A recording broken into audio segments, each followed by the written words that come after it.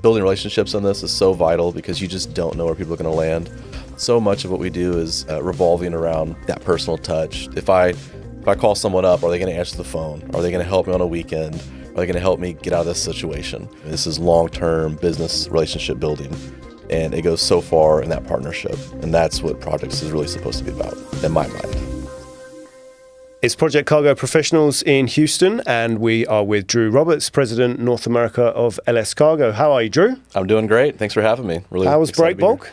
It was great. A lot of good conversations, met up with a lot of great people, as always, and looking forward to next year. Give us an introduction for people who don't know about LS Cargo, because I know you are well known in Houston, but maybe not everybody knows about LS Cargo. Sure, I wouldn't say that well known, but sure, okay. So LS Cargo, we are a German-based project forwarder, and doing a lot of big investments in Houston, and I think you'll start to see us in a lot of places. So you've just joined as president? Yes, president, part owner. Okay. So we're revamping and really gearing up, hiring, and a lot of activity coming our way. So what changes are taking place at LS Cargo? Yes. Changes are double to tripling our manpower and resources, and really attacking some certain accounts globally. And in terms of the sectors or clients that you're interested in targeting in North America, how's that looking for you?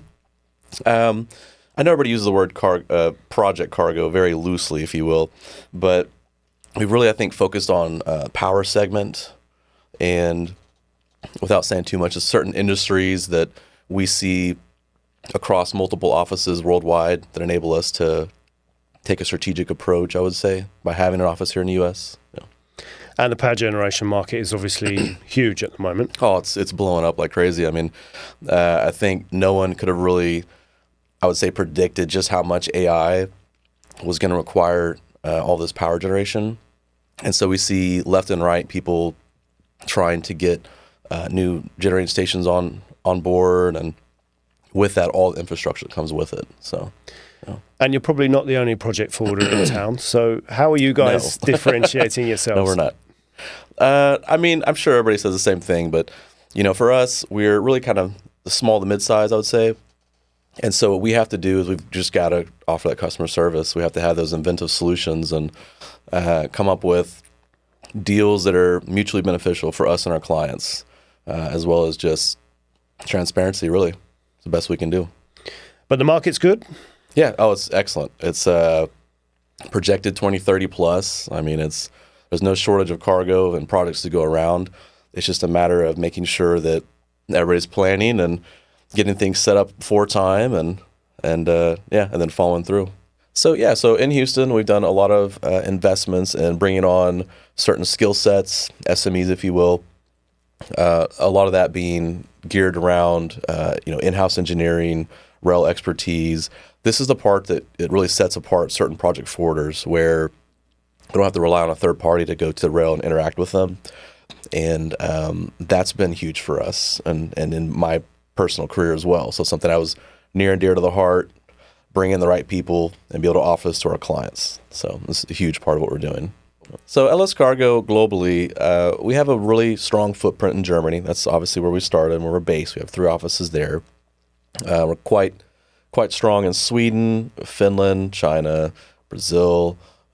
Really good footprint, I would say, for Europe overall, India. And this enables us to really take care of clients' projects from beginning to end. It's very important to have a strong origin office that can help us with everything we need to get things to the States. I always joke and tell the Europeans they have it the easiest because you're shipping from the same factory every time, the same port, right? And the magic happens in the U.S. But we do rely on them a lot to get things sorted and make sure they're sent over to us in the right way. So very important. And what are the difficulties and bottlenecks? One of the big ones we're seeing right now is railcar availability. So a lot of these projects, you end up with, maybe some of the core components for these projects may need to go rail. That's typically one of the most preferred methods for like the super lows and anything that's really out of gauge for any long distance. And we haven't really had any new meaningful input into the or I would say like new rail cars coming on board for the heavy duty side of it. And there's not really a mechanism right now that allows the railroads to see that they're needed. I was asking somebody, Yeah. why has nobody invested more in these rail cars? Maybe a stupid boy. question, but they're so in demand. No, it's a very good question. It's just a complicated answer. I would say there are people trying to do that. One of the big providers of the heavy-duty rail cars is actually a pooling company for all the Class 1s, all the railroads.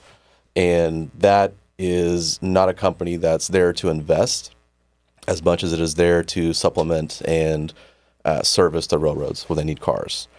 There's another company, there's multiples. One of the other big name companies is building rail cars. It's at a limited pace, I would say, because you're also balancing not flooding the market, because their market is to lease these and obviously make money off of them. So you don't want to flood the market with your goods, right? The difficult part is, as I mentioned earlier, there's not really a mechanism to enable clear visibility of just how many people are going to need rail cars and when and which ones. And so that's where I think you run into bottlenecks, where maybe you've got tons of this particular car that no one needs and nowhere near enough of this other type of car that everybody needs. And someone else was saying on another episode, sometimes you've got no choice, like rail is the only option, and then the railroads don't want it. In case any of the railroads are watching, yeah, they totally want it. But it's not as much they don't want it as much as, the railroads are designed for very, efficient, thousands of cars a day in all different directions. And when you get the high wides, our big, nasty, ugly, beautiful project cargo, that doesn't really flow with the rest of traffic real well. Sometimes you have to stop oncoming trains and let the bigger one through. So yeah, when we say they don't want it, it's a big pain for them to have. You're to transferring your headache to them. Correct. It's like, treat me serious. This is super important to us, but to you, it's it's a big pain for them. So. And I know you're involved with RICA, aren't you? Yes, absolutely. Yeah, RICA, Railway Industrial Clearance Association, for those that don't know. That is a committee of, we're made up of anything from railroads to heavy haul rigging companies, project forwarders, shippers, anybody that really relies on this industry to move dimensional freight on rail. We're like the spokespeople, the advocates to interface with the railroads to say, here's, what we see coming up the pipeline, here's the processes, and it's a feedback loop. It's our chance that the railroads come out and talk to us, and we talk to them. So, and presumably you hear the same from everybody there. Everybody's in the same boat when it comes we've been talking about this specifically for a few years on getting more heavy-duty rail cars, because typically your life expectancy is maybe 50 years-ish, depending on the car series, and there's certain caveats with that, but so. And what's your take on the consolidation with the railroads? Is that going to have much of an impact? I think it will have an impact. We just don't know exactly what yet. Yes, the Class 1s are to some degree standardized when it comes to certain things, but they all operate a little differently. And so seeing like the UP and NS merger, it'll be interesting to see which characteristics each takes on when they combined. What's it going to look like as a final result? I mean, I'm excited for it. It could be good. I think there's a lot of really positives for the UP and NS side on different categories that if they take the best of both, I mean, it's going to be pretty formidable. So. And we were talking this week about digitalization. It's obviously a topic that comes up all the time. Where do you see project logistics going in the next few years? I think we're all aware that AI is prevalent in almost everything we do, like it or not. And it's going to be interesting to see how people utilize it, because right now it's still in such an infancy that, it's very useful if you know what you're doing, but it can also be very dangerous because it does require a lot of fact checking. And I can completely see it automating a lot of tasks that are more, I wouldn't say menial, but not quite as high level, and just processing a lot of data quickly and really sorting through things. And it's very good at that. And I think if you use it to its strengths, I could really see it actually bringing efficiencies even to projects, which is, let's be honest, most projects are run through Excel sheets to this day. No matter how advanced your technology is that you have in the programs, there's always an Excel spreadsheet somewhere. So we'll see how that goes. It's a really fun industry that we're in, and I think it's neat, and I think that building relationships on this is so vital because you just don't know where people are going to land, and so much of what we do is revolving around that personal touch. If I if I call someone up, are they going to answer the phone? Are they going to help me on a weekend? Are they going to help me get out of this situation? And it's kind of one of those things where they just need to know that they can trust you, that you're going to follow through with what you said. You're going to fight for them when it's time, and then they can be willing to work with you. And I think a lot of what we do in projects is it's not transactional business. I mean, this is long-term business relationship building, and it goes so far in that partnership. And that's what projects is really supposed to be about, in my mind. So.